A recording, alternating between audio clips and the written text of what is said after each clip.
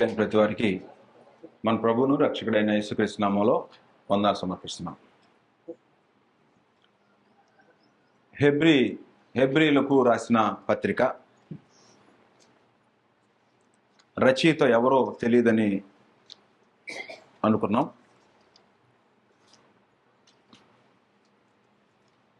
ఈ పత్రిక రాసిన వ్యక్తికి తిమోతితో సంబంధం ఉన్నట్టుగా చూసాం. హెబ్రీలు ఎవరో చూసాం. ఈ హెబ్రీలు ఎలాంటి స్థితిలో ఉంటే ఈ పత్రిక రాయబడిందో కూడా వివరాలు విన్నాం.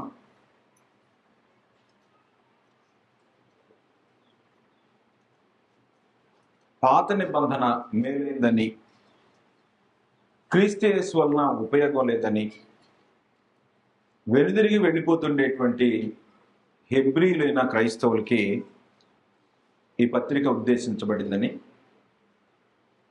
క్రీస్తు ప్రభు యొక్క ఔన్నత్యం, క్రీస్తు ప్రభువు దేవదూతల కంటే శ్రేష్టమైన వాడు, పాత నిబంధనలో ఉన్న ప్రవక్తల కంటే ప్రత్యేకంగా మోషే కంటే గొప్పవాడని, దేవదూతల కంటే గొప్పవాడని,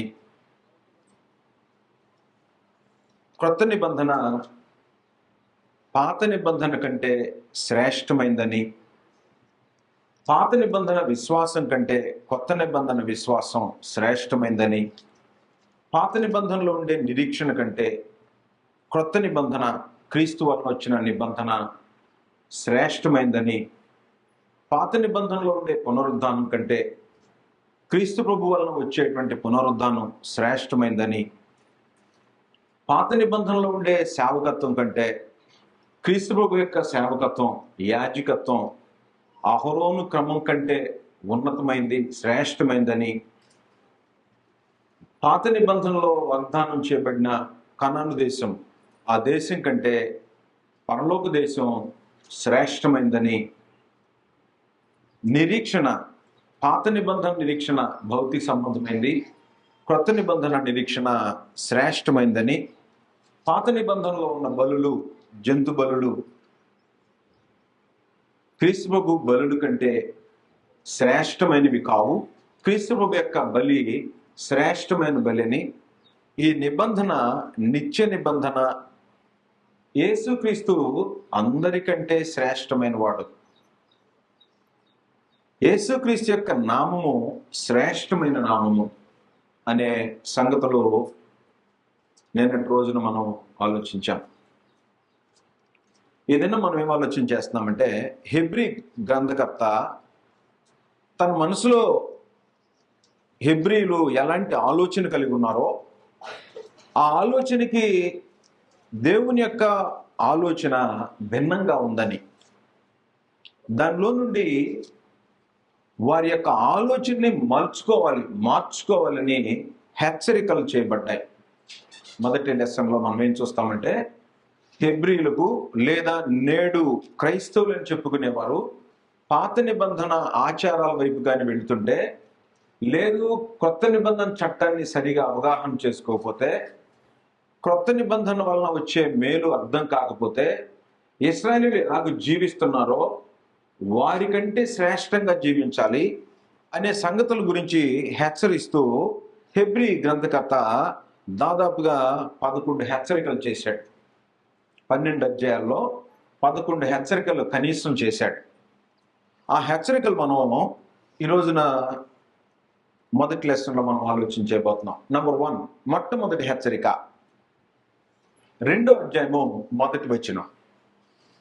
కావున మనము వినిన సంగతులను విడిచిపెట్టి కొట్టుకొని పోకుండానట్లు వాటి యందు మరి విశేష జాగ్రత్త కలిగి ఉండవలెను. జాగ్రత్త కాదు, విశేష జాగ్రత్త కలిగి ఉండవలెను. మనము వినిన సంగతులను విడిచిపెట్టి కొట్టుకొని పోకుండానట్లు అంటే, విన్న సంగతులు హెబ్రీలైన క్రైస్తవులు విడిచిపెట్టి, కొత్త నిబంధనలో విన్న సువార్త విషయాలు విడిచిపెట్టి కొట్టుకొని పోతున్నారు. కాబట్టి క్రొత్త నిబంధన సువార్త విషయాలు, సువార్త సందేశం మనుషులు విశేష జాగ్రత్త కలిగి ఉండాలి అని చెప్పాడు. మనం వినిన సంగతులు విడిచిపెట్టి కొట్టుకొని పోకూడదు, వాటి యందు విశేష జాగ్రత్త ఉండాలి. ఎందుకంటే దేవదూతల ద్వారా పలుకుబడిన వాక్యము అంటే ధర్మశాస్త్రము స్థిరపరచబడింది. అంటే పాత నిబంధన నెరవేర్చి స్థిరపరిచాడు, దాన్ని కొట్టివేసి మనకు అడ్డం లేకుండా ఎత్తివేశాడు.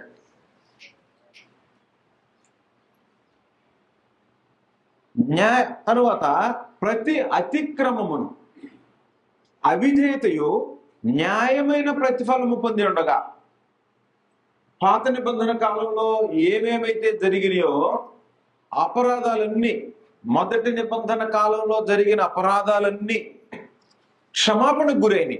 9వ అధ్యాయం హెబ్రీయులకు రాసిన పత్రిక 9వ అధ్యాయము, హెబ్రీయులకు రాసిన పత్రిక 9వ అధ్యాయం 15వ వచనం. ఈ హేతువు చేత మొదటి నిబంధన కాలంలో జరిగిన అపరాధముల నుండి విమోచనము కలుగుటకై ఆయన మరణము పొందినందున, మొదటి నిబంధన కాలంలో జరిగిన అపరాధముల నుండి విమోచన కలుగుటకై ఆయన మరణము పొందినందున, అంటే ప్రతి అతిక్రమమును అవిధేయతయు న్యాయమైన ప్రతిఫలం పొంది ఉండగా దావీదు వ్యభిచరించాడు, నరహత్య చేయించాడు. ఈ రెండిటికి ప్రతిఫలం ఎక్కడ? న్యాయమైన శిక్ష క్రీస్తు యొక్క దేహం మీద వేసాడు దేవుడు. ధర్మశాస్త్రంలో వ్యభిచరించకూడదు అన్నాడు, నరహత్య చేయకూడదు అన్నాడు, అబద్ధం ఆడకూడదు అన్నాడు, పొరుగు వారిని ఆశించకూడదు అన్నాడు.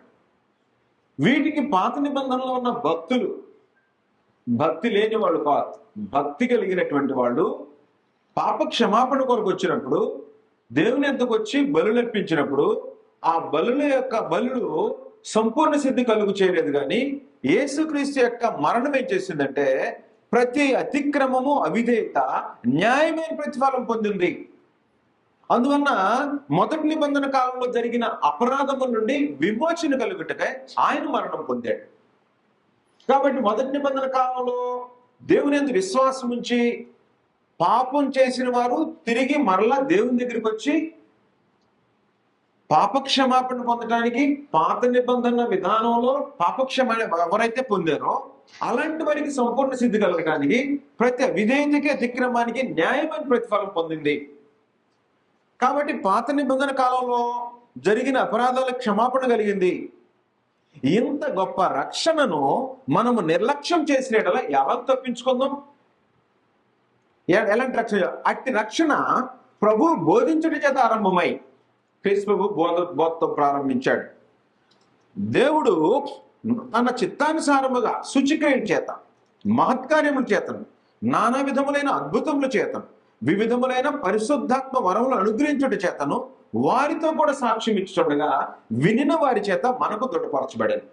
అంటే దేవుడు రక్షణని కొనసాగించడానికి ఎలాంటి ఏర్పాట్లు చేశాడో ప్రభువుని బోధించిన దగ్గర నుంచి రక్షణ ఎలాగ మనుషులకు వస్తుందో ఆ సువార్తను మనుషులు విన్నారు.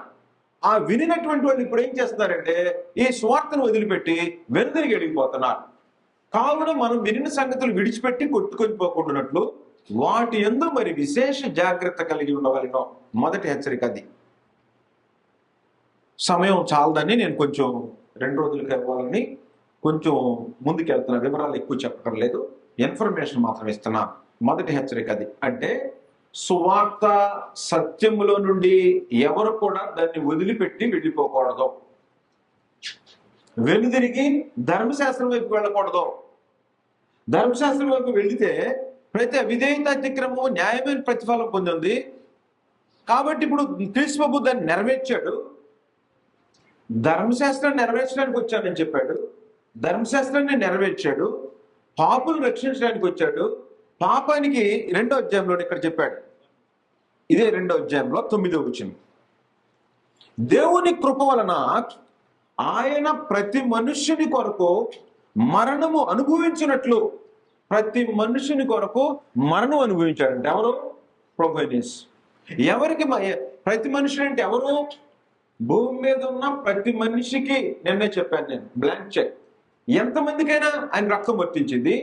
దాని యందు విశ్వాసం ఉంచేటువంటి ప్రతి వారికి, భూమి మీద ఉండే ప్రతి మనిషి కొరకు ఆయన రక్తాన్ని కార్చాడు, ప్రాణం పెట్టాడు. దాని యందు విశ్వాసం ఎంతమంది ఉంచుతారో అలాంటి వారిని రక్షిస్తుంది. ఆ రక్తం యొక్క ప్రభావము నా పాపముల విషయమై యేసుక్రీస్తు చనిపోయాడనే విశ్వాసం ఉంచి మారు మనసు పొందినటువంటి వాళ్ళందరికీ వర్తించేటువంటి ఆ రక్తము ఆయన ఏం చేశాడంటే చనిపోయాడు, మరణం అనుభవించాడు. పాపం చేసి మరణం అనుభవించాల, పాపం చేయకుండా పాపుల కొరకు మరణాన్ని రుచి చూచాడు ఆయన. ఆ మరణాన్ని రుచి చూడటం వల్ల ఏమైందంటే నేను చేసేటువంటి అపరాధం క్షమాపణకి గురవుతుంది. యేసుక్రీస్తు కానీ సిలువలో చనిపోకపోతే నా అపరాధానికి క్షమాపణ లేదు. కాబట్టి పాత నిబంధన ధర్మశాస్త్రం ప్రకారం పాపం చేసిన వాళ్ళందరికీ క్రీస్తు యొక్క రక్తం వర్తించి ధర్మశాస్త్రాన్ని క్రీస్తు నెరవేర్చి సిలువలో మేకులతో కొట్టి దాన్ని చేరాతను తుడిచివేసి మనకు అడ్డం లేకుండా ఎత్తేసాడు. కొత్త నిబంధన కిందకు వచ్చారు. తిరిగి మళ్ళా వెనక్కి వెళ్ళొద్దు, మీరు విన్న సంగతులు విడిచిపెట్టి కొట్టుకొని పోవద్దు. మొదటి సందేశం, మొదటి హెచ్చరిక. రెండవ హెచ్చరిక 3వ అధ్యాయము 8వ వచనం. నేడు మీరు ఆయన శబ్దము విని ఎడల అరణ్యములో శోధన దినమందు కోపము పుట్టించినప్పటి వల్లనే మీ హృదయములను కఠినపరుచుకొనకుడి. హృదయాన్ని కఠినం చేసుకునేవారు ఉన్నారు. సత్యం వినబడుతున్న హృదయ కాఠిన్యాన్ని వదిలిపెట్టుకోలేరు. అలాంటి వారు ఉన్నారట.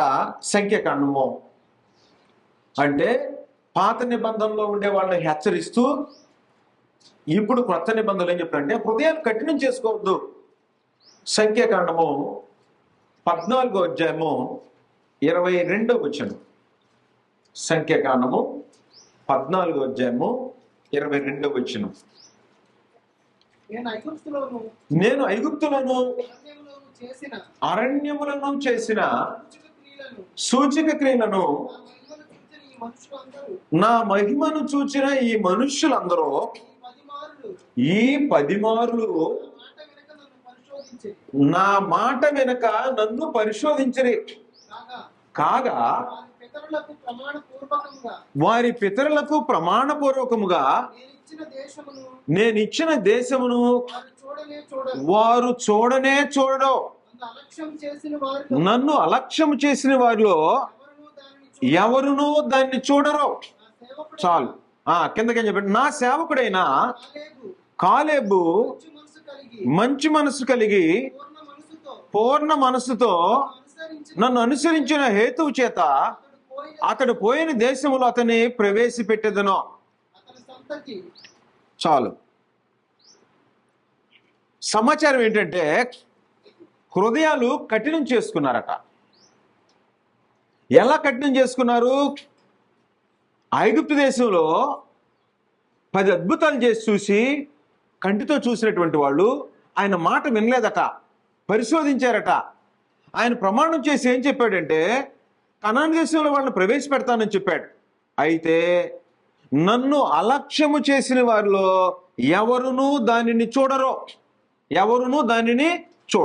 దేన్ని చూడరు? కనాను దేశాన్ని చూడరు. మీ హృదయాలు కఠినం చేసుకోవద్దు. 40 సంవత్సరాలు నా కార్యాలు చూసి మీ పితరులు నన్ను పరీక్షించి శోధించారు. నేను ఆ తరము వారి వలన విసిగి వీరెల్లప్పుడూ తమ హృదయాలోచనలో తప్పిపోతున్నారు, నా మార్గములు తెలుసుకోలేరు. గనుక నేను కోపముతో ప్రమాణం చేసినట్టు వారు నా విశ్రాంతిలో ప్రవేశింపరని చెప్పితేనే. విశ్రాంతిలో ప్రవేశింపరని చెప్పాడట. 30వ వచనం. సంఖ్యాకాండము 14వ అధ్యాయము 30వ వచనం. యెఫున్నె కుమారుడైన కాలేబును నూను కుమారుడైన యెహోషువయు తప్ప మిమ్మును నివసింపజేయుదునని నేను ప్రమాణం చేసిన దేశమందు మీలో ఎవరునూ ప్రవేశింపరు. ఇది నిశ్చయం. ఎందుకనట అవిధేయత, హృదయ కాఠిన్యం వలన మనుషులు దేవునికి లోబడలేదు, దేవుని మాటను వినలేదు కాబట్టి హృదయ కఠినం చేసుకున్నారు. కాబట్టి బయలుదేరిన యుద్ధ వీరులు ఎంతమంది? 6,03,550 మంది. ఈ యుద్ధ వీరుల్లో అక్కడికి కనానుకు చేరినటువంటి వాళ్ళు లిస్టు చూస్తే ఇద్దరు కనపడ్డారు. పాత తరం వాళ్ళు లెక్కలేసి చూశారట. లెక్కలేసి చూస్తే ఆ కనాను దేశానికి వెళ్ళటానికి మిగిలిపోయినటువంటి వాళ్ళు ఇద్దరు మిగిలారు. కాలేబు, యెహోషువ ఇద్దరు తప్ప మిగతా వాళ్ళంతా 6 లక్షల్లో ఇద్దరంటే ఎంత శాతం? 6 లక్షల్లో ఇద్దరంటే ఎంత శాతం అని అడుగుతున్నా. 0.1 కాదు, 0.1 కాదు. 100కైతే 1, 200కైతే 0, 1000కైతే 001, లక్షకైతే 5 సున్నాలు పెట్టాలి. అంటే ఎంత ఉంటుందంటే ఒకటి అవటానికి చాలా కష్టంగా ఉంది. అంటే 3 లక్షలకి ఒక్కలో. 3 లక్షల మంది బయలుదేరితే ఒక్క వ్యక్తే వెళ్ళాడు. 6 లక్షల మంది బయలుదేరితే ఇద్దరే ప్రవేశించారు. మిగతా జనమంతా ఏమైపోయారు? అరణ్యంలో రాలిపోయారు. ఈ రోజున ఈ హెబ్రీ గ్రంథకర్త ఈ హెబ్రీల్ని హెచ్చరిస్తూ ఏం చెప్పారంటే, మీ పితరులు అరణ్యంలో ఏం చేశారట? వాళ్ళు దేవుని కోపం పుట్టించారు, విసిగిస్తే ఆయన ఏం ప్రమాణం చేశారంటే, వీళ్ళే దానిలోకి ప్రవేశింపరు అని ప్రమాణం చేశాడు. కీర్తనల గ్రంథం 95వ అధ్యాయం 10వ వచనం. కీర్తనల గ్రంథం 95వ అధ్యాయము 10వ వచనం. 6 లక్షల మందికి ఇద్దరు వెళితే ఈ రోజున దేవుని యందు విశ్వాసం ఉంచి బాప్తిస్మం పొందిన వాళ్ళు పరలోకానికి ప్రయాణం ప్రారంభించారు. బాప్తిస్మం పొందిన వెంటనే పరలోకం వెళ్ళరు, గుర్తుపెట్టుకోండి. బాప్తిస్మం పొందిన వాళ్ళందరూ ఏమనుకుంటున్నారంటే, మేము బాప్తిస్మం పొందాం పరలోకం వెళ్ళిపోతాం అనుకుంటున్నారు. ఎర్ర సముద్రాన్ని దాటిన ప్రతివారు యోర్దాను దాటి కనాన్లోకి వెళ్ళాలా.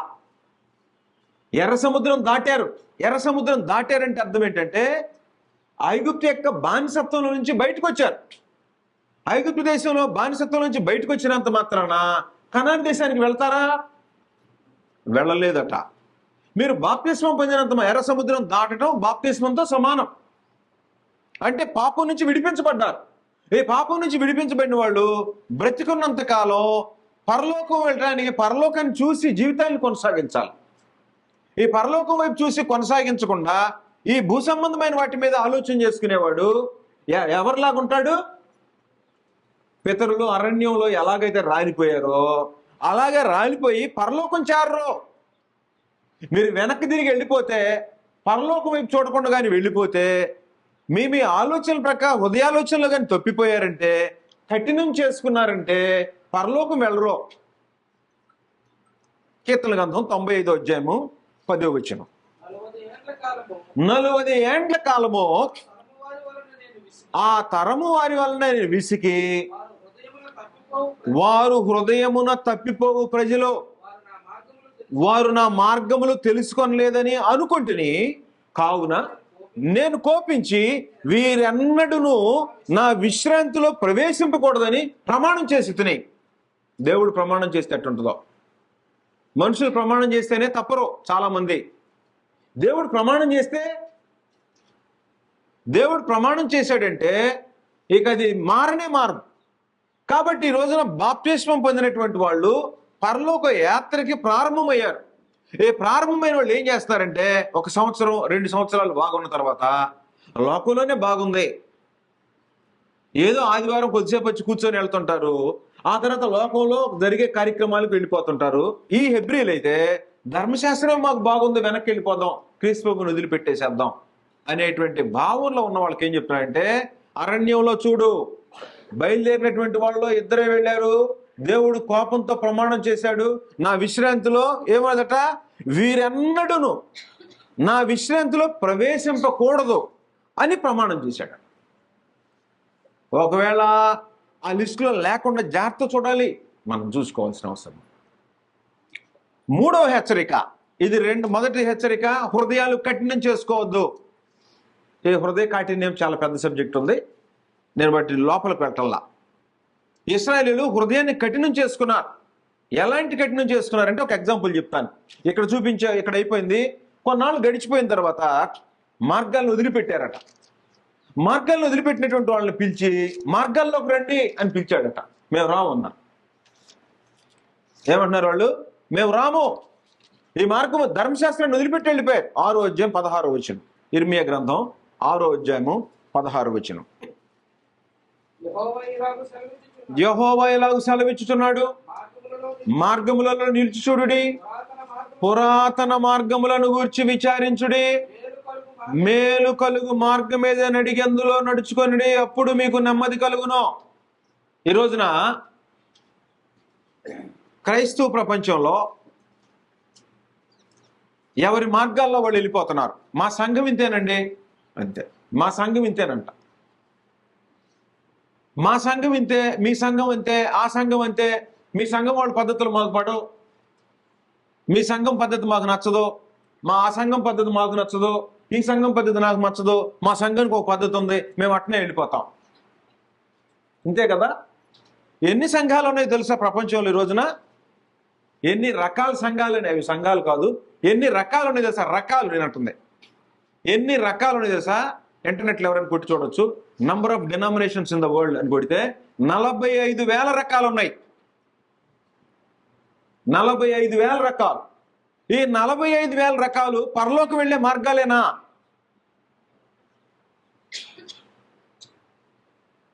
ఇర్మియా మాట్లాడే సందర్భానికి దేవుడు వేసింది ఒకటే ఒక మార్గం. ఏ మార్గం అది? ధర్మశాస్త్రం. ఏ ధర్మశాస్త్రం ఉన్న విధులు, కట్టడలు, ఆజ్ఞలు. చెప్పాలంటే ఆజ్ఞలు, విధులు, కట్టడాలు. ఇవి ఏం చేయమన్నాడో అది చేయాలి, ఏం చేయొద్దన్నాడో అది చేయకూడదు. చేయమన్నవి చేయాలి, చేయొద్దన్నవి చేయకూడదు. ఇక వాటికి ఏం కలపకూడదు, తీసివేయకూడదు. కలిపితే కొత్త మార్గం అయిపోద్ది. కలిపాడు అనుకో, కొత్త మార్గం అయిపోద్ది. ఇప్పుడు మార్గంలో నిలిచోడండి, పురాతన మార్గాల గురించి విచారించండి, మేలు కలిగే మార్గం ఏదని అడిగి అందులో నడుచుకోండి, అప్పుడు మీకు నెమ్మది కలుగుద్ది అని చెప్తున్నాడు. ఈ రోజున కూడా ఏం చెప్తున్నాం అంటే, మీరు సంఘ చరిత్ర అంటే బైబిల్లోనే ఉంటుంది, మీరు బయటికి వెళ్ళి పెద్ద పెద్ద గ్రంథాలు చదవాల్సిన అవసరంలా. కొత్త నిబంధన ప్రారంభమైంది ఎప్పుడు? ప్రారంభమైంది ఎప్పుడు అంటే, యేసుక్రీస్తు చనిపోయిన తర్వాత సమాధి చేయబడి 3వ దినాన్ని లేపబడి 40 రోజులు వాళ్ళకి కనబడి వెళ్ళిపోయిన తర్వాత 50వ రోజున, యేసుక్రీస్తు మృతుల్లోంచి లేపబడిన 50వ రోజున క్రొత్త నిబంధన సంఘము దేవుడు మార్గాన్ని ఏర్పాటు చేశాడు. ఒక మార్గం ఏర్పాటు చేశాడు. ఈ మార్గంలో నడిచే వారికి ఒక చట్టం ఇచ్చాడు. దీనికి కూడా ఏం కలపొద్దు, ఇందులో నుంచి ఏం తీసివేయద్దు అని చెప్పేశాడు. కొత్తది నిన్న చెప్పాను, దేవదూత కూడా మాట్లాడటానికి వీలుదని గలతీ పత్రిక నిన్న చదివాం. అంటే దేవుడు ఒకసారి మార్గం చెప్పిన తర్వాత ఏం చేయాలో ఏం చేయకూడదో వివరాలు చెప్పిన తర్వాత దానిలో నుంచి కొద్దిగా మార్చామనుకో రెండో మార్గం అయిపోద్ది. దానిలో నుండి ఇంకొకటి మార్చామనుకో 3వ మార్గం అయిపోద్ది. దానిలో నుంచి ఇంకొకటి మార్చామనుకో 4వ మార్గం అయిపోద్ది. ఇలా మీరు చూడండి, సంఘాలను చెప్పుకునే వాటిలో ఒక చోట ఆరాధన అంటే ఎగురుతారు, ఒక చోట ఆరాధన అంటే చప్పట్లు కొడతారు, ఒక చోట ఆరాధన అంటే హల్లెలూయా హల్లెలూయా అని ఎగురుతారు, ఒక చోట ఆరాధన అంటే ఇంకేదేదో చేస్తుంటారు, డ్యాన్సులు వేస్తుంటారు. ఇవన్నీ క్రొత్త నిబంధనలో దేవుడు వేసిన మార్గంలో ఉన్నాయా లేదా విచారించాలి. నీకు పరలోకం కావాలి అంటే విచారించుకోవాలి. విచారిస్తే ఎక్కడ విచారిస్తావు? నువ్వు వెళ్ళే పాస్టర్ దగ్గర కాదు, నువ్వు వెళ్ళే మత నాయకుడి దగ్గర కాదు. ఆయన చెప్పిన మాటలు బైబిల్లో ఉన్నాయో చెక్ చేయాలి. రోజు బైబిల్ చదువుకోవాలి. చదువుకుంటే అర్థమయ్యేది ఏంటంటే, మొదటి శతాబ్దం యేసుక్రీస్తు ఎంతకాలం బ్రతికాడు అందరూ తెలుసు కదా. ఎంతకాలం బ్రతికాడు? 33.5 సంవత్సరాలు. ఆయన చనిపోయిన మృతుల నుంచి లేపబడిన 50వ రోజు సంఘం ఏర్పడింది. అంటే 33వ సంవత్సరంలో సంఘం ఏర్పడింది.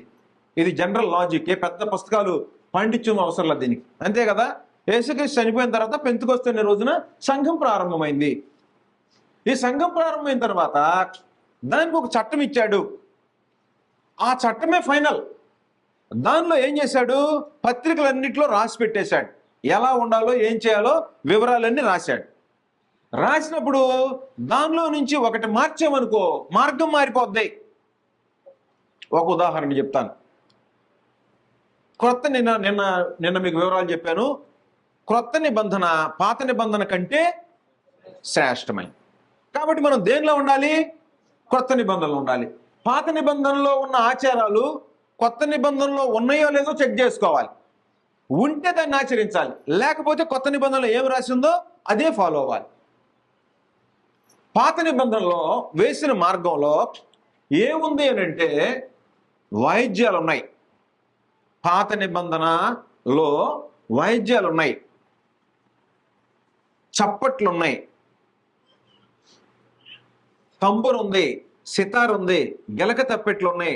అక్కడక్కడ నాట్యం చేసినట్టుగా, రోజు కాదు ఏదో దావీదు ఒకసారి నాట్యం చేసినట్టుగా కనబడింది. సమూయేలు ఎప్పుడైనా నాట్యం చేశాడా? చేయలా. సొలొమోను ఎప్పుడన్నా నాట్యం చేశాడా? చేయలేదు. ఇశ్రాయేల్ రాజులు, యూదుల రాజుల్లో 20 మంది ఎవరైనా డాన్సులు వేశారా? వేయలా.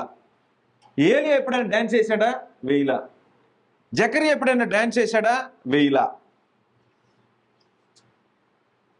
అది పాత నిబంధన. ఇప్పుడు కొత్త నిబంధన వచ్చింది. కొత్త నిబంధనలో మనం మోడల్గా ఫాలో అవ్వాల్సినటువంటి వ్యక్తులు ఎవరై ఉంటారు? ప్రభు అయిన యేసు ఎప్పుడైనా నాట్యం చేశాడా? చేయలా. కొత్త నిబంధన ప్రారంభమైంది. పేతురు మొట్టమొదటి ప్రసంగం చెప్పిన ఆయన. పేతురు ఎప్పుడైనా డాన్స్ చేశాడా? పౌలు ఎప్పుడైనా డాన్స్ చేశాడా? కొత్త నిబంధన కింద బ్రతికిన జనుల యొక్క లైఫ్ స్టైల్ ఆదర్శం. ఎక్కడైనా డాన్స్లు వేశాడా? పౌలు ఏ వాయిద్యమైనా వాయించాడా? దావీదు వాయించాడు. పాత నిబంధన. ఇది కొత్త నిబంధన శ్రేష్టమైంది. కాబట్టి మీరు వెనక్కి వెళ్ళొద్దు. వెనక్కి వెళ్తామంటే ఏం తెచ్చుకుంటామని? మాకు ఒక డ్రమ్ము కావాలయా, మాకు ఒక సితార కావాలి, మాకు ఒక వాయిద్యం కావాలి, కనీసం చప్పట్లు కూడా లేవా? మీదంతా మీదంతా చప్పగా ఉందంటున్నారు. మీదంతా సప్పగా ఉంటుంది, మాదంతా తీగా పుల్లగా బ్రహ్మాండంగా ఉంటుంది. మాది మీదంతా చప్పగా ఉంటుంది. ఏం చప్పగా ఉంటుంది? నిబంధనలో ఉన్నావా? నిబంధన ప్రకారం జీవితాన్ని, క్రైస్తవ జీవితాన్ని కొనసాగించాలా? నీ ఇష్టం వచ్చినట్టు జీవితాన్ని కొనసాగించాలా? నిబంధనలో ఏమున్నాయి, ఏమి లేవు? కొత్త నిబంధనలో ఏమున్నాయి, ఏమి లేవో నీకు తెలియకుండా మీది చప్పగా ఉందనంటే నీకు బైబిల్ చదవడం చేత కాలేదన్నమాట. నిబంధన ఎలాగుందో నీకు తెలియట్లేదు. నిబంధనలో నిలబడలేదు నువ్వు. నిబంధనలో నిలబడినటువంటి వాడికి దేవునికి ఏముండదు? నిన్న చెప్పాను ఈ సంగతి. నిబంధనలో ఉన్న వారితోనే దేవునికి బాంధవ్యం. పాత నిబంధనలో సున్నతి పొందితేనే ఇశ్రాయేల్ ప్రజలు దేవునితో బాంధవ్యం. కొత్త నిబంధనలో బాప్తిస్మం పొందితేనే, అది కూడా నిన్న చెప్పాను, బాప్తిస్మం పొందాలంటే కండిషన్స్ అన్ని. ఇలా అయితేనే దేవునికి బాంధవ్యం ఉంటుంది. ఈ బాంధవ్యంలో ఉన్నవాడు ఈ నిబంధనను ఫాలో అవ్వాలి. ఈ నిబంధన కాకుండా నేను పాత నిబంధన బైబిల్లో రాసిన మాట వాస్తవమే. ఏ నిబంధన? దాని ప్రకారం అయితే నువ్వు ఎక్కడికి వెళ్ళాలి? సిస్టమ్ అంతా మారిపోద్ది. దానివల్ల మేలు లేదు. ఇర్మియా పిలిచి మాట్లాడుతుంటే ఏమంటున్నారు తెలుసు వాళ్ళు? పురాతన మార్గములను గురించి విచారించుడి, మేలు కలుగు మార్గం మీద నడిగందులో నడుచుకున్నప్పుడు మీకు నెమ్మది కలుగును. అయితే వారు మేము అందులో నడుచుకోనమని చెప్తున్నారు. మేము రావంటున్నారు. ఇప్పుడు మేము కూడా చాలా మందిని పిలుస్తున్నాం. మేము కూడా ఏం పిలుస్తున్నాం అంటే, అయ్యా రండి ప్రార్థనకని వెళ్తున్నారు కదా, మీ మార్గం, మీరు వెళ్ళే మార్గం, మేము వెళ్ళే మార్గం కరెక్టో కాదో వాక్యం వినండి రండి అని పిలుస్తుంటే మేము రాం. మీదంతా వెరైటీగా ఉంది అంటున్నారు. మాదంట వెరైటీగా ఉందట. ఏది వెరైటీగా ఉంది? ఇది వెరైటీ కాదు. ఇది దేవుడు ఏం చెప్పాడో, నిబంధనలో ఏమి రాశాడో అదే ఫాలో అవటం అనేది. అది ఫాలో అవుతున్నావో లేదో చెక్ చేసుకో. దాని ప్రకారం ఎన్ని మార్గాలు ఉంటాయి? ఒక్కటే మార్గం ఉంటుంది. పరలోకానికి ఎన్ని మార్గాలు? నేనే మార్గమును సత్యమును జీవమును, నా ద్వారా తప్ప ఎవడును తండ్రి యొద్దకు చారడు. కాబట్టి యేసుక్రీస్తు ఏం చెప్పాడు, ఏం చేశాడు? 10వ అధ్యాయం, హెబ్రీ పత్రిక 10వ అధ్యాయం 19వ వచనం. సహోదరులారా, యేసు మన కొరకు ప్రతిష్ఠించిన మార్గమున అనగా నూతనమైనది, జీవము గలది, ఆయన శరీరమును తెర ద్వారా ఏర్పరచబడినదైన మార్గమున ఆయన రక్తము వలన పరిశుద్ధ స్థలమందు ప్రవేశించుటకు మనకు ధైర్యము కలిగి ఉన్నది కనుకను. కాబట్టి యేసుక్రీస్తు ఒక మార్గమే ప్రతిష్ఠించాడు. ఆ మార్గమే సంఘం. ఆ మార్గం ఏంటి? సంఘము. కాబట్టి ఈ మార్గమందున్న పురుషులనైనను స్త్రీలనైనను అన్నాడు అపొస్తలుల గ్రంథం 9వ అధ్యాయం 1వ వచనంలో. ఈ మార్గమందున్న పురుషులనైనను స్త్రీలు అన్నారు. ఈ మార్గం అంటే ఏంటి? సంఘంలో. ఈ సంఘం క్రీస్తు ప్రభు యొక్క రక్తంతో కొనబడిన జనం సంఘము. దానికి ఒక చట్టం ఉంది. ఆ సంఘంలో మనుషులు ఎలాగ నడుచుకోవాలో దేవుడు చెప్పాడు. నీవు అసలు వివాహమే చేసుకోకుండా కాపురం చేస్తానంటే ఎట్లా? వివాహం చేసుకొని ఆమె కాపురం చేస్తుందా? వివాహం చేసుకుంటేనే అంతంత మాత్రంగా ఉంటే వివాహం కాకుండా కాపురం ఎలా జరుగుద్ది? నిబంధనలకు రాకుండా ఎలా కుదిరిద్ది? కుదరదు. అందువల్ల మనుషులు ఏం చేయాలంటేను ఆలోచించి పురాతన మార్గం మీద ఆలోచన చేసుకోవాల్సినటువంటి అవసరం ఉంది. ఆ మార్గంలో అంటే నా మార్గాలు తెలుసుకోలేరు అన్నాడు. ఎవరు తెలుసుకోలేరు? హృదయ కాఠిన్యం కలిగినటువంటి వాళ్ళు తెలుసుకోలేరు. నంబర్ 3, 3వ హెచ్చరిక, దుష్ట హృదయము. సహోదరులారా, జీవము గల దేవుణ్ణి విడిచిపెట్టి పోవునట్టి విశ్వాసము లేని దుష్ట హృదయము మీలో ఎవని యందైనను ఒకవేళ ఉండునేమో అని జాగ్రత్తగా చూసుకొనుడే. కొంతమంది దేవుణ్ణి వదిలిపెట్టి వెళ్ళిపోయేవాళ్ళు ఉన్నారు. దేవుణ్ణి వదిలిపెట్టి వెళ్ళిపోవటం అంటే తమ సొంత పనుల విషయంలో దేవుణ్ణి ఆరాధించడానికి కూడా ఆదివారం రారు. కొంచెం పని పడిందండి, మా బంధువులకి అన్నప్రాసన ఉంది, మా బంధువుల దగ్గర పలానా కార్యక్రమం ఉంది అని వెళ్ళిపోతారట. ఆదివారం దేవుణ్ణి ఆరాధించాల్సినటువంటి దినము అక్కడట ఈ ఆరాధన వదిలిపెట్టి వెళ్ళిపోతారట. అందుకని మరొక హెచ్చరిక చేశాడు. మరొక హెచ్చరిక ఏంటంటే హెబ్రీయులకు రాసిన పత్రిక 10వ అధ్యాయము 24వ వచనం. కొందరు మానుకొనుచున్నట్టుగా సమాజముగా కూడుట మానక ఒకనినొకడు హెచ్చరించుచు ఆ దినము సమీపించుట మీరు చూచిన కొలది మరి ఎక్కువగా అలాగు చేయుచు ప్రేమ చూపుటకును సత్కార్యములు చేయుటకును ఒకనినొకడు పురికొల్పవలనని, అంటే రేపవలనని ఆలోచించము. ఆదివారం వస్తుంది, దేవుణ్ణి ఆరాధించాలి. మనం ఆదివారం వస్తుంది, దేవుణ్ణి ఆరాధించాలి. నీ బంధువులకి, నీ రక్త సంబంధికులకి, నీ స్నేహితులకి ఏం తెలియాలి తెలుసా? ఇతను దేవుని సంబంధి, నిబంధన ప్రకారం బ్రతికేవాడు, ఆదివారం ఆరాధనకు రాకుండా ఇంకెక్కడికి వెళ్ళడో అనేది నీ చుట్టూ ఉండే వారికి తెలియజేయాల్సినటువంటి బాధ్యుడు ఉన్నావు. నువ్వే వాళ్ళతో పాటు పెట్టి కొట్టుకెళ్తే మనం విని సంగతులు విడిచిపెట్టి కొట్టుకొని పోయే జాబితాలో ఉంటాడు. విని కొట్టుకుపోవటం అంటే అర్థం ఏంటి? విన్నాడు, కొట్టుకొని వెళ్ళిపోతాడు. ఎట్ట కొట్టుకొని వెళ్ళిపోతాడు? ఆదివారం వదిలిపెట్టి ఎటో కొట్టు కొట్టుకొని వెళ్ళిపోతాడు. నిబంధనలో ఉన్నవాళ్ళు ఆదివారము రొట్టె విరగటానికి రావాలా లేదా? సమాజంగా కూడటానికి రావాలా లేదా? రావాలి. సువార్త ప్రకటన కార్యక్రమం జరుగుతుంది, నువ్వు హాజరవ్వాలా లేదా? లోకాన్ని రక్షించడానికి సువార్త ప్రకటన జరుగుతుంటే నీ హాజరు ఉండాలా లేదా? బంధువులు పెళ్ళి అవుతుందంట, లేకపోతే అన్నప్రాసనలు ఉన్నాయంట, మా ఇంట్లో బంధువులకి ఏదో ఇబ్బంది వచ్చిందంట, ఇవన్నీ వదిలిపెట్టి అక్కడికి బాగా వెళ్ళిపోతుంటాడు. అంటే ఎటు వెళ్ళిపోతున్నాడు? లోకం వైపు వెనక్కి వెళ్ళిపోయేవాడు. వెనక్కి వెళ్ళిపోయేవాడు అతను ఎవడు నిన్ను రక్షిస్తాడా? రక్షించలేడు. లోకం యొక్క ఆచారాలకు వెళ్ళిపోతున్నావు, దేవుని సన్నిధిని వదిలిపెట్టి. అంటే ఏం జరుగుతుంది నీకు? ఇశ్రాయేలుకి ఏం జరిగింది?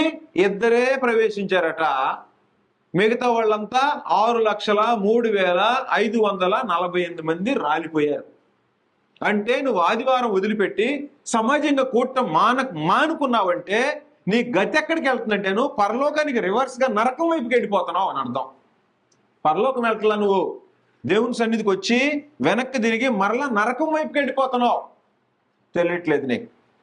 కొందరు మానుకొనుచున్నట్టు సమాజంగా కూడటం మానక అన్నాడు. హెచ్చరిక చేశాడు. కాబట్టి జీవము గల దేవుణ్ణి విడిచిపెట్టిపోనట్టి విశ్వాసము లేని దుష్ట హృదయము మీలో ఎవని యందైనా ఒకవేళ ఉండినేమో. దేవుని వదిలిపెట్టిపోయేటువంటి దుష్ట హృదయం ఒకవేళ మీలో ఉంటుందేమో, జాగ్రత్త అన్నాడు, హెచ్చరిక చేశాడు. జాగ్రత్తగా ఉండండి, జాగ్రత్తగా చూసుకోనుడి అన్నాడు. 4 హెచ్చరికలు అయిపోయినాయి. 5వ హెచ్చరిక 4వ అధ్యాయం 1వ వచనం. వాళ్ళకేమో నా విశ్రాంతిలో ప్రవేశింపరని దేవుడు కోపంతో ప్రమాణం చేశాడట. ఇప్పుడు మనకేం చెప్పారంటే, ఇప్పుడు నిలబడి వినేటువంటి వాళ్ళకి, ఎవరికైతే ప్రాణం ఉందో, ఎవరైతే రక్షణ పొందారో వారికి, ఒకవేళ రక్షణ పొందకపోతే ఈరోజు నువ్వు రక్షణ పొందటానికి నీకు పిలుపు ఉంది. ఆయన యొక్క విశ్రాంతిలో ప్రవేశించుదుమను వాగ్దానం ఇంకా నిలిచి ఉండగా, బ్రతుకున్నావనుకో ఆయన విశ్రాంతిలో అంటే పరలోకం, ప్రవేశించుదుమను వాగ్దానం ఇంకా నిలిచి ఉండగా, మీలో ఎవడైనను ఒకవేళ ఆ వాగ్దానము పొందకుండా, ఏ వాగ్దానం? విశ్రాంతిలో, పరలోకంలో. ప్రకటన గ్రంథం 14వ అధ్యాయం 13వ వచనం మనందరికి తెలిసినట్టే, నిజమే, వారు తమ ప్రయాసమని విశ్రాంతి పొందుదురు, వారి క్రియలు వారి వెంట పోవునన్నాడు. ఇప్పటి నుండి ప్రభునందు మృతులు ధన్యులని రాయమని పరలోకము నుండి ఒక స్వరము చెప్పగా వింటిని. నిజమే, వారు తమ ప్రయాసములు మాని విశ్రాంతి పొందుదురు, వారి క్రియలు వారి వెంట పోవునని ఆత్మ చెప్పుచున్నాడు.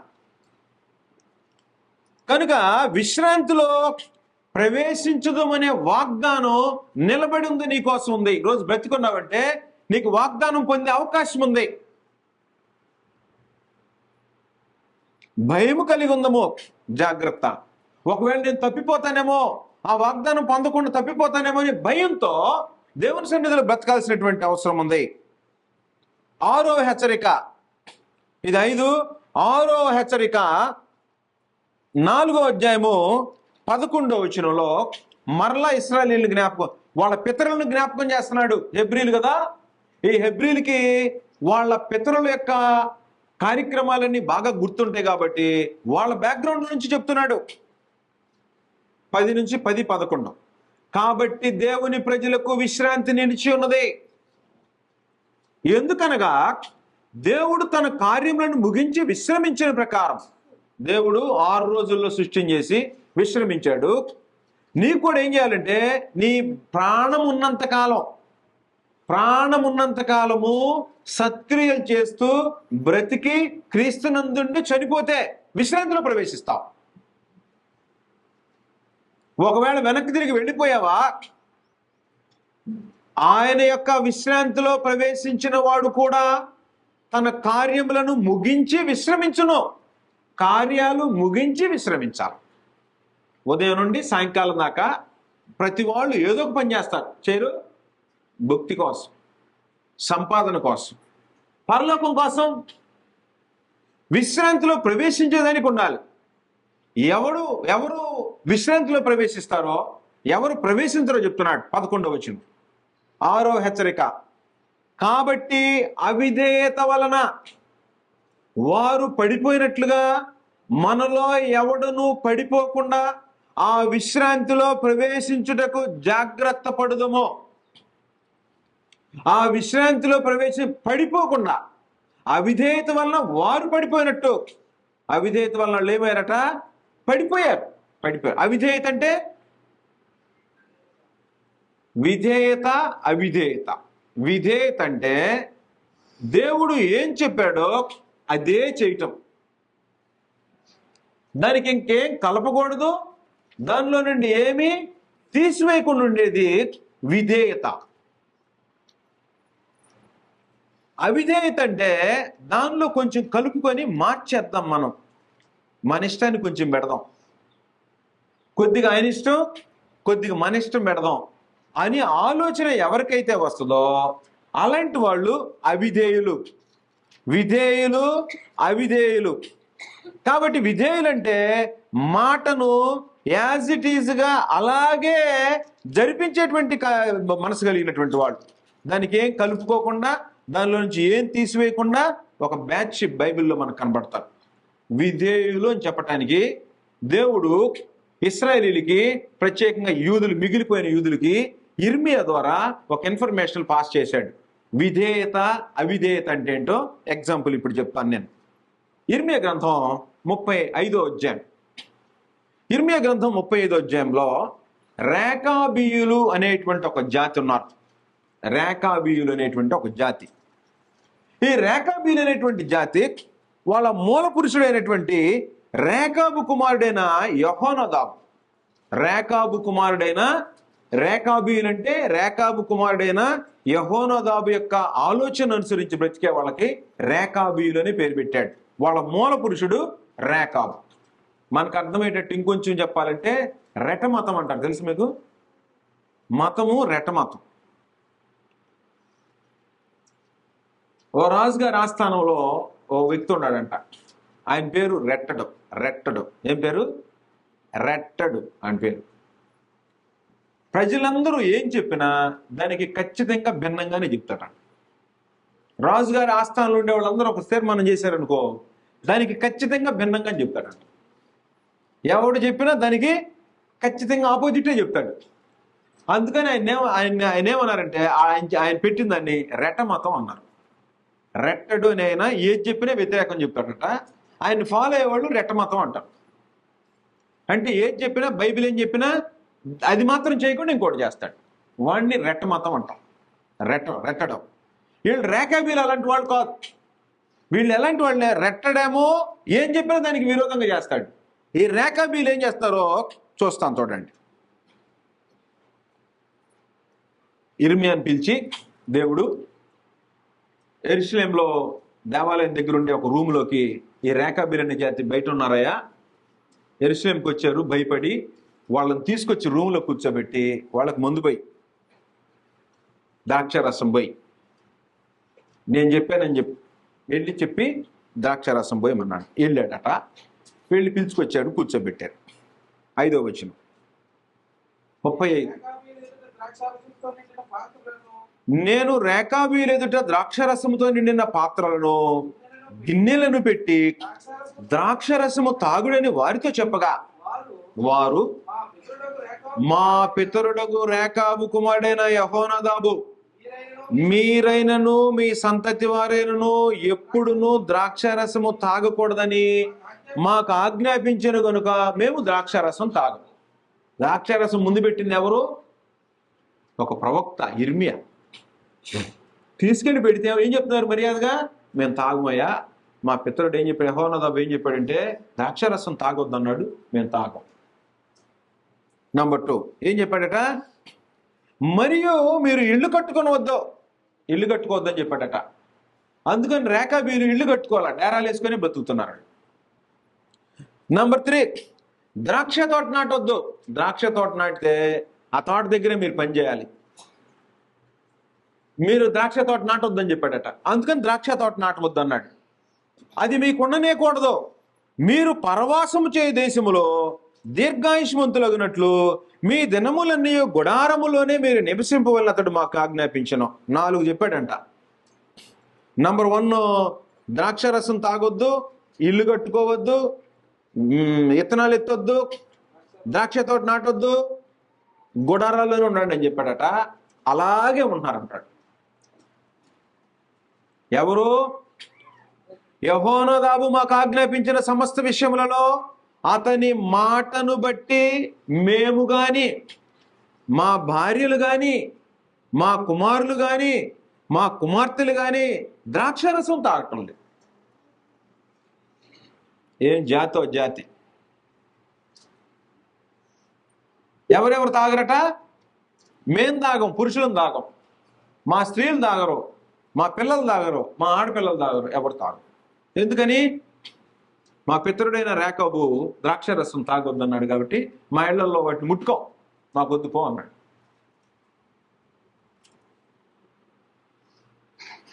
ఈ రోజున క్రైస్తవ ప్రపంచంలో క్రొత్త నిబంధన చట్టం ప్రకారం ఇది చేయొద్దు అని చెప్తుంటే వాటిని చేస్తున్న వాళ్ళు తక్కువ మంది ఉన్నారా, ఎక్కువ మంది ఉన్నారా? వాటిని చేసేవాళ్ళు ఎంతమంది ఉన్నారు? మీ ఊర్లో ఎంతమంది ఉన్నారు?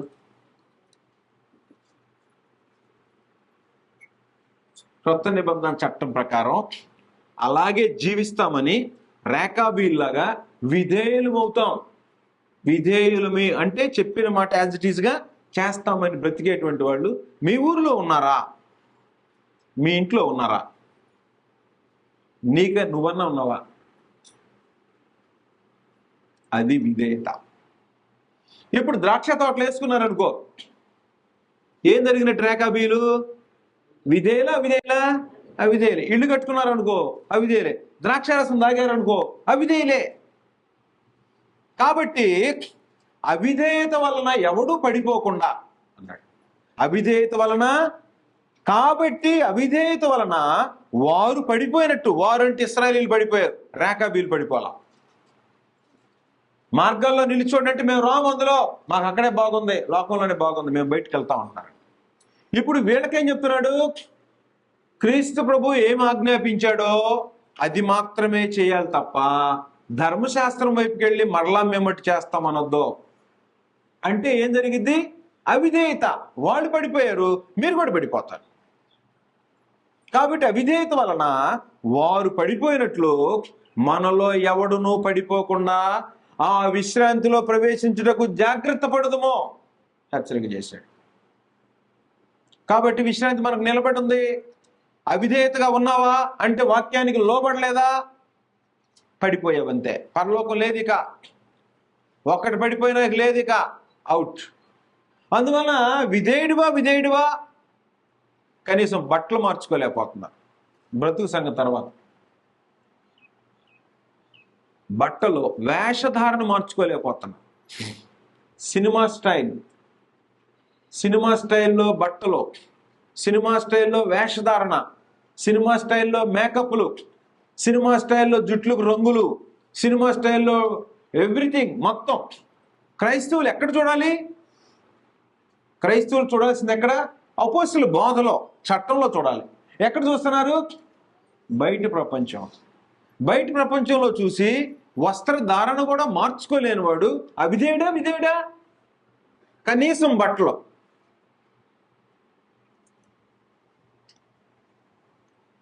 కనీసం జుట్టు. ప్రపంచంలో ఎవడో వేసాడు? ఈ ఇంట్లో భక్తిగా ఉంటే పిల్లవాడు ఎడదాకా ఇప్పి క్రాపేసి ముడేసి దాన్ని తండ్రి చెప్తుంటే వినని వాడు అవిధేయుడు. ఈ అవిధేయత వలన పడిపోకుండా జాగ్రత్తగా ఉండండి అని హెచ్చరించాడు. ఈ రోజున క్రైస్తవ కుటుంబాలను చెప్పుకునే వాళ్ళలో ఎంతమంది పిల్లల తల్లిదండ్రుల మాట వింటారు? ఇక్కడ ఉండే వాళ్ళ చేతులు ఎత్తండి. 1, వెరీ గుడ్. 2, 3, 4, 5 అంటే మిగతా వాళ్ళు వినరానేగా. మేము వినమండి. ఇశ్రాయేలీయులు చెప్పినట్టు మార్గంలో నిలిచి చూడండి అంటే మేము రాము అందులోకి. నేను నా తండ్రి మాట వింటా, తల్లి మాట వింటానని వాళ్ళు ఎవరున్నారు ఇక్కడ? మీరు వినరా? ఇక్కడ కూర్చున్నా బ్యాగ్. నువ్వు వినవా మీ నాన్న మాట? అమ్మ చెయ్యెత్తు. రైట్. నువ్వు వింటున్నావా? Very good. వాళ్ళకి చప్పట్లు కొట్టాలి, వినేవాళ్ళకి చప్పట్లు కొట్టుకోవాలి మనం.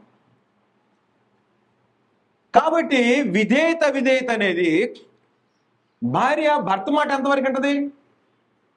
వీళ్ళంటే ప్రశ్న వేసాం. ఇప్పుడు వీళ్ళని ఎవరు వేస్తారు ప్రశ్న? భార్య భర్త మాట వినాలా లేదా? ఏం మాట్లాడట్లేదు ఆడవాళ్ళు. మేము వింటాం అన్నవాళ్ళు చేతులు ఎత్తండి. మేము వింటాం, తూచే తప్పుకుని వింటాం అన్నవాళ్ళు చేతులు లేవట్లా. అంటే వినరు అనమాట. వినరు అంటే అవిధేయులు అంటే ఎక్కడ పోతున్నారు మీరు? పరలోకానికి పోట్లా, నరకానికి పోతున్నారు. మేము వినమనే వాళ్ళు ఇశ్రాయేలీయులకి ఏ గతి పెట్టిందో అదే గతి. పిల్లలకైతే ఆనందంగా నవ్వుకుంటున్నారు. నేను నా భర్త మాట వినండి, నేను నా భార్యని ప్రేమిస్తానన్న వాళ్ళు ఎంతమంది ఉంటారు? మేము ప్రేమించండి అంటాడు. నరకానికి వెళ్ళిపోవటమే అంతే, ఇంకెక్కడో లేదు, నరకమే. అవిధేయత వల్ల వారు పడిపోయారు. విధేయత నీకు ఈరోజు మార్చుకోవడానికి ఛాన్స్ ఉంది. ఒకవేళ ఇంతకుముందు చూడలా, ఒకవేళ ఇంతకుముందు తల్లిదండ్రుల మాట వినలా, ఈరోజు వింటాను. డిసైడ్ చేసుకో. ఏం డిసైడ్ చేసుకోవాలి తెలుసా బిడ్డలు? వివాహం అయ్యే వరకు కూడా మీరు స్వతంత్రమైన నిర్ణయాలు తీసుకోవటానికి దేవుడు పర్మిట్ చేయటం లేదు. మిమ్మల్ని సరైన వాళ్ళ చేతుల్లో పెట్టి వివాహం చేసి మీ జీవితాన్ని బాగు చేయటానికి తల్లిదండ్రులు ఎంతో కలలు కంటారు. మీరు తండ్రి మాట తల్లి మాట వినకపోతే మీరు దేవుని సంబంధులు ఎట్లా అవుతారు? దాన్ని అవిధేయత అంటాడు. ఎఫెసీ పత్రిక 6వ అధ్యాయంలో, ఎఫెసీలకు రాసిన పత్రిక 6వ అధ్యాయంలో అపోస్తలుల బాధ అంటే ఆ బాధలో వివరాలు చెప్తున్నాడు. చట్టం, కొత్త నిబంధన చట్టం మేము ఫాలో అవుతాం అనేటువంటి వాళ్ళు ఆ ఫాలో అయ్యేటువంటి జాబితాకి ఎఫెసీ పత్రిక 6వ అధ్యాయము 1వ వచనం, పిల్లలారా ప్రభువునందు మీ తల్లిదండ్రులకు విధేయులైండుడి, ఇది ధర్మమే. నీకు మేలు కలిగినట్లు నీ తండ్రిని తల్లిని సన్మానించుము, అప్పుడు నీవు భూమి మీద దీర్ఘాయుష్మంతుడు వగదువు. తల్లిని తండ్రిని సన్మానించడం అంటే ఏంటో తెలుసా? ఏంటి సన్మానించడం అంటే? తల్లిదండ్రులు చెప్పినట్టు వింటాం, తల్లిదండ్రులకి నష్టం కలగకుండా చేయటం, ఏ పనికి పంపించారో నువ్వు ఆ పని చేయటం, దాన్ని అవిధేయత అంటాం. ఏమంటున్నాడు? వాగ్దానముతో కూడిన ఆజ్ఞలలో మొదటిది వాగ్దానం ఏంటి తెలుసా? ప్రామిస్ చేశాడట. ఏమని? ఎవరైతే తల్లిదండ్రుల మాట వింటారో భూమి మీద దీర్ఘాయుష్మంతులు అంటారు. నాకు వివాహం అయిన తర్వాత కూడా మా తల్లిదండ్రుల మాట విన్నా. నేను నా సొంత ఇష్టాన్ని నాకు అంత గ్రంథం తెలియకపోయినా, బైబిల్ తెలియకపోయినా చిన్నప్పటి నుంచి భక్తిగా వెళ్తూ ఉండేవాడిని. తల్లిదండ్రుల మాట వినాలనే జ్ఞానం. ఎవరు తల్లిదండ్రుల మాట వింటారో వాళ్ళు ఖచ్చితంగా సెటిల్ అవుతారు, లైఫ్లో దీర్ఘాయుష్మంతులు అవుతారు, ఎక్కువ కాలం బ్రతుకుతారు. ఎవరు తల్లిదండ్రుల మాట వినరో మధ్యలోనే రాలిపోతారు, అందులో అనుమానం లేదు. ఎవరు తల్లిదండ్రుల మాట వినరో మధ్యలోనే రాలిపోతారు. ఎన్నిసార్లు గద్దించినా లోబడిన వానికి మరి హఠాత్తుగా నాశనం సంభవించినాడు. తల్లిదండ్రులు గద్దిస్తుంటారు, వినకపోతే ఏం జరుగుద్ది? నాశనమే సంభవించింది. కాబట్టి అపోస్తలుల బాధ ఏం చేస్తుందంటే గద్దిస్తుంది మనల్ని. ఏమని? అవిధేయతలో ఉండొద్దు, విధేయుడు. ఒకవేళ అవిధేయతలో బ్రతికేవనుకో నరకమే, నీకు పరలోకం వెళ్ళటానికి లేదు, విశ్రాంతిలో ప్రవేశించలేవు. విశ్రాంతి అంటే ఒక రాత్రి పడుకొని లేచేది కాదు, ఇది పరలోకం. యుగయుగాలు నెమ్మదిలో ఉండే స్థలం. ఏడ్పు కానీ, వేదన కానీ, దుఃఖం కానీ, బాధ కానీ, అక్కడ ఎలాంటి ఇబ్బంది లేని ప్రదేశం. అది విశ్రాంతి, నిత్య విశ్రాంతి. ఆ నిత్య విశ్రాంతిలో ప్రవేశించడానికి ఎంత జాగ్రత్తగా ఉండాలి. కరెంట్ వైర్ ఇక్కడ పడేశాను అనుకో, ఈ మధ్యలో వైర్ దిక్కు కింద పడింది అనుకో, ఏం చేస్తారు జనం? ఎటోళ్ళు పారిపోరు. ఎందుకు? చస్తామేమో అని భయం. కరెంటు వైర్ తెగేట పడిందంటే ఎటోళ్ళు పారిపోతారు. ఎందుకు? చచ్చిపోతామే అని భయం. ఒకవేళ షాక్ కొట్టి చస్తే ఒక్కసారి దేహం ఎప్పుడైనా చచ్చిపోతాం. ఒకవేళ ఈ షాక్ దాన్ని కొట్టిందనుకో, అవిధేయతలో చచ్చిపోయావనుకో, నరకము యుగయుగాలు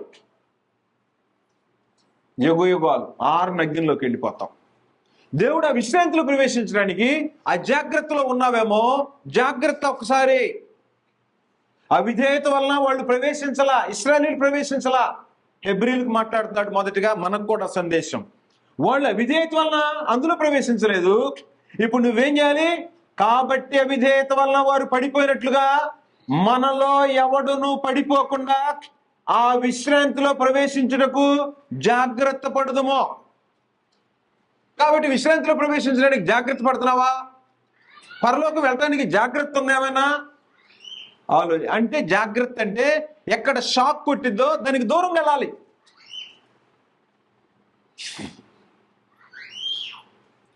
మరొక హెచ్చరిక చేశాడు, అందువలన జాగ్రత్తగా ఉండాలని చెప్పాడు. 12వ అధ్యాయం 10వ అధ్యాయము 29వ వచనం, హెబ్రీయులకు రాసిన పత్రిక 10వ అధ్యాయము 29వ వచనం. ఎట్లుండగా దేవుని కుమారుని పాదములతో తొక్కి తాను పరిశుద్ధపరచబడుటకు సాధనమైన, ఒక్క నిమిషం ఆగుతాం అక్కడ. తాను పరిశుద్ధపరచబడుటకు సాధనమైన నిబంధన రక్తం. ఏ భూమి మీద ఏ మనుషుడైనా పరిశుద్ధపరచబడాలంటే, పవిత్రుడవ్వాలంటే సాధనం ఏంటి? ప్రభు అయిన యేసు రక్తమే. ఇప్పుడు నేను మైక్లో మాట్లాడుతున్నా, ఈ దీనిలో నుంచి ఆ మైక్లోకి వెళ్ళటానికి నాకు సాధనం ఏది? మైక్రోఫోన్. ఈ మైక్రోఫోన్ లేకపోతే వాయిస్ అక్కడికి రాదు. వచ్చిద్దా? రాదు. మైక్రోఫోన్ లేకపోతే ఈ సౌండ్ ఇక్కడే ఉంటుంది. ఈ మైక్రోఫోన్ సాధనం నాకు. ఏం సాధనం? మైక్లో బయటికి సౌండ్ వెళ్ళటానికి సాధనం ఇది. మనుషులు పవిత్రపరచబడటానికి సాధనం ఏంటి? రక్తం, క్రీస్తు ప్రభు యొక్క రక్తం. ఈ ప్రపంచంలో మనుషుల్ని పవిత్రులుగా చేసేది క్రీస్తు ప్రభు యొక్క రక్తాన్నట.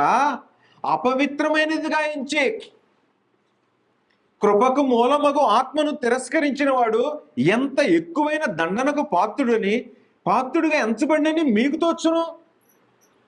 అంటే అర్థం ఏంటంటే, వాక్యం విన్నాడు, మారు మనసు పొందాడు, బాప్తిస్మం పొందాడు, బాప్తిస్మం పొంది వెనక్కి వెళ్ళిపోయి లోకంలో బ్రతుకుతున్నాడు. క్రీస్తు ప్రభుని అంటే లోకంలోకి వెళ్ళి బ్రతుకుతున్నాడు, తన ఇష్ట ప్రకారం జీవన కార్యక్రమాలు జరిగిస్తున్నాడంటే ఏం చేశాడు? యేసుక్రీస్తుని పాదాలతో తొక్కుతున్నాడు. తొక్కేశాడు. నువ్వు నాకు అవసరం లేదయ్యా, నీ రక్తం ఇక నాకు అవసరం లేదు. ఆయన రక్తంతో పవిత్రపరచబడ్డానని చెప్పుకున్నవాడు ఇప్పుడు లోకంలోకి వెళ్ళి అవిధేయుడిగా బ్రతుకుతున్నాడంటే ఏం చేశాడు? ఇట్లుండగా దేవుని కుమారుని పాదములతో తొక్కి. ఎంతమంది తొక్కుతున్నారో ఈ రోజున క్రీస్తు ప్రభుని రక్షణ పొందని వాడు తొక్కట్లా. రక్షణ పొందని వాడు క్రీస్తు ప్రభుని కాళ్ళతో తొక్కట్లా.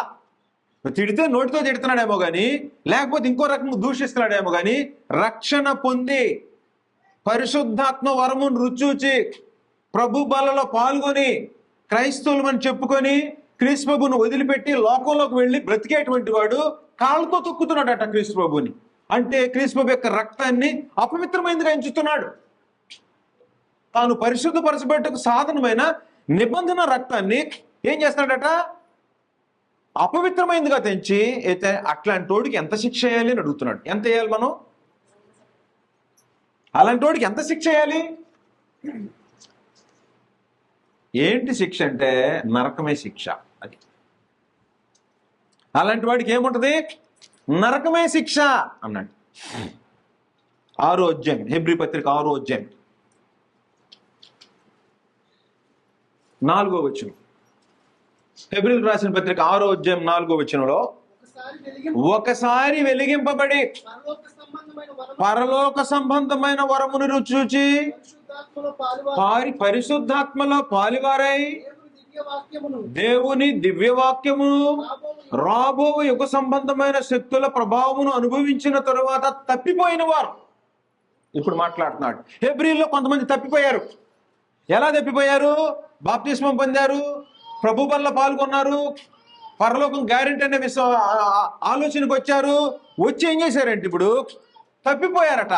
తప్పిపోయిన వాళ్ళు ఏం చేస్తున్నాడు? అక్కడేమో నిబంధన రక్తాన్ని అంటే లోకంలోకి వెళ్ళిపోయేవాడు ఒకవైపు ఏం చేస్తున్నారు? కాళ్ళతో తొక్కుతున్నారు. రెండో వైపు ఏం చేస్తున్నారట? తప్పిపోయిన వారు తమ విషయములో దేవుని కుమారుని మరలా సిలువ వేయచ్చు బాహాటముగా ఆయనను అవమానపరుచున్నారు గనుక మారు మనసు పొందినట్లు అట్టి వారిని మరలా నూతన పరచుట అసాధ్యం.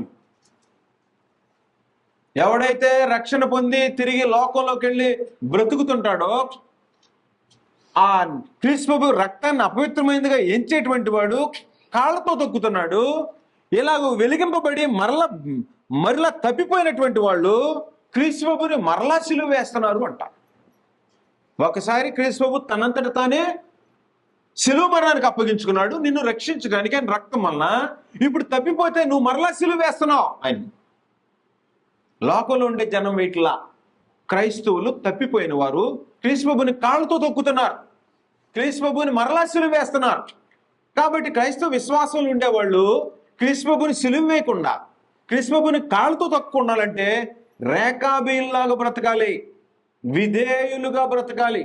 ఆయన ఏం చేయమన్నాడో అదే చేయాలి, ఏమి చేయొద్దన్నాడో అది చేయకూడదు. నిన్న చదివాను కదా తీతు పత్రిక, మళ్ళీ చదువుతాను ఈ సందర్భం. తీతు పత్రిక 1వ అధ్యాయము 16వ వచనం చివరి వచనంలో ఇలాంటి వారు అన్నమాట వాళ్ళు. దేవుణ్ణి ఎరుగుదుమని వారు చెప్పుకొందురు గాని అసహ్యులను అవిధేయులు. అవిధేయులు అంటే వాక్యం ఏం చెప్తుందో దానికి లోబడరు. అవిధేయులను ప్రతి సత్కార్యం విషయము భ్రష్టులై ఉండి తమ క్రియల వలన ఆయనను ఎరగమన్నట్టున్నారు. నోరేం చెప్తుంది? దేవుణ్ణి ఎరుగుతాం, హల్లెలూయా హల్లెలూయా స్తోత్రం. ఇక్కడ బయటికి వెళ్తే బూతులు భయంకరం, అసహ్యం. ఎలాంటి వాళ్ళట ఏమని చెప్తున్నారు? నోటితో దేవుడిని ఎరుగుతామంటున్నారు, క్రియలేమో దేవుడు ఎవరో వీళ్ళకి తెలియదు అన్నట్టున్నారట. నేడు ప్రపంచంలో క్రైస్తవ్యము పాడైపోయి ఉంది. ఆదివారపు క్రైస్తవులు ఆదివారం వెళ్ళి కూర్చొని ఏదో ఒకటి సందా వేసి కాసేపు కూర్చొని ఆదురైతే అమ్మయ్య ఈరోజు వెళ్ళొచ్చా, వారం అంతా మాకేం బాధ లేదయ్యా. మిగతా వారం అంతా జీవితం ఏంటి? క్రీస్తు యొక్క అడుగుజాడల్లో నడుచుకోవాల్సిన బాధ్యుడు కాదా? పవిత్రుడిగా బ్రతకాల్సిన అవసరం లేదా? దేవుడు నీ వలన ఇతను దేవుని సంబంధి, దేవుని కుమారుడు, క్రైస్తవుడని నీ క్యారెక్టర్ వలన లోకమందు జ్యోతిలాగా వెలగాలని చెప్తున్నాడు. లోకమందు జ్యోతిలాగా వెలగాలంట. అంటే మనిషి నడుస్తుంటే ఇతను క్రైస్తవుడు, దేవుని సంబంధి, వెలుగుగా బ్రతికేటువంటి వాడు, పరిశుద్ధుడు అని నీ గురించినటువంటి వెలుగు ప్రకాశించాలి. సత్క్రియలు చేసేవాడు వెలుగుతూ ఉంటాడు, దుష్క్రియలు చేసేవాడు వెలగడు. క్రీస్తుని మరలా కాళ్ళతో దొక్కుతున్నాడు, మరలా సిలువ వేసేటువంటి వాడు. రక్షణ పొందని వాళ్ళు సిలువేట్లా, మళ్ళీ రక్షణ పొందని వారు కాళ్ళతో తొక్కట్లా. రక్షణ పొందామని చెప్పుకొని లోకంలో బ్రతుకుతుండేవాళ్ళు తమ ఇష్టం వచ్చినట్టు బ్రతికేటువంటి వాళ్ళ గతిది. అందువలన క్రైస్తవుల యొక్క బాధ్యత ఏంటో తెలుసా? ఫిలిప్పీయులకు రాసిన పత్రిక 2వ అధ్యాయం. ఎక్కడంటే అక్కడ తిరగటం కాదు, ఏ కార్యక్రమాలంటే ఆ కార్యక్రమాల్లో పాల్పంపులు పొందటం కాదు, ఏదంటే అది చేయటం కాదు, ఏదంటే అది మాట్లాడటం కాదు. 14వ వచనం, ఫిలిప్పీ 2వ అధ్యాయము 14వ వచనం. మీరు మూర్ఖమైన వక్ర జనము మధ్య నిరపరాధులు. అంటే మనం జీవించే చోట అందరు పాపులే ఉన్నారనుకో, నువ్వు ఎలా ఉండాలి? ఎలా ఉండాలి తెలుసా? నిరపరాధులను, నిష్కలంకులను, అనింజులనైన దేవుని కుమారులగునట్లు సణుగులు సంశయములు మాని సమస్త కార్యములను చేయడి. అట్టి జనము మధ్యను, అంటే ఈ లోకం పాపంలో ఉండే లోకం మధ్యను మీరు జీవవాక్యమును చేతబెట్టుకొని, జీవవాక్యం చేతబెట్టుకోమంటే బైబిల్ సంకలో పెట్టుకొని వెళ్ళమని కాదు. జీవవాక్యం చేత పెట్టుకొని అంటే బైబిల్ సంకలో పెట్టుకొని తగిలించుకొని వెళ్ళమని కాదు. జీవవాక్యాన్ని హృదయంలో ఉంచుకొని, జీవవాక్యాన్ని హృదయంలో ఉంచుకొని, అన్నిటికంటే మీ హృదయాన్ని భద్రంగా ఉంచుకో, దానిలోంచి జీవధారలు బయటకు వస్తాయి అన్నాడు. జీవవాక్యాన్ని హృదయంలో ఉంచుకో. లోకమందు జ్యోతుల వలె కనబడుచున్నారు. లోకమందట జ్యోతుల్లాగా, అంటే పలానా వాడు క్రైస్తవుడు నీతిగా బ్రతుకుతాడు, లోకమందు జ్యోతి. పలానా కుటుంబం క్రైస్తవ కుటుంబం, క్రైస్తవులుగానే బ్రతుకుతారు, ప్రలోభానికి లోబడరు. ఎలక్షన్లకు డబ్బులు తెచ్చుకునేవాళ్ళు ఏం క్రైస్తవులు? ఎలక్షన్కి ఎవడు డబ్బులు ఇస్తాడు అని ఎదురు చూసే జనం క్రైస్తవ జనమా? ఓట్లు అమ్ముకునేవాడు క్రీస్తుని కూడా అమ్మేస్తాడు. కాబట్టి నంబర్ 1, వినిన సంగతులు విడిచిపెట్టి కొట్టుకోకూడదు.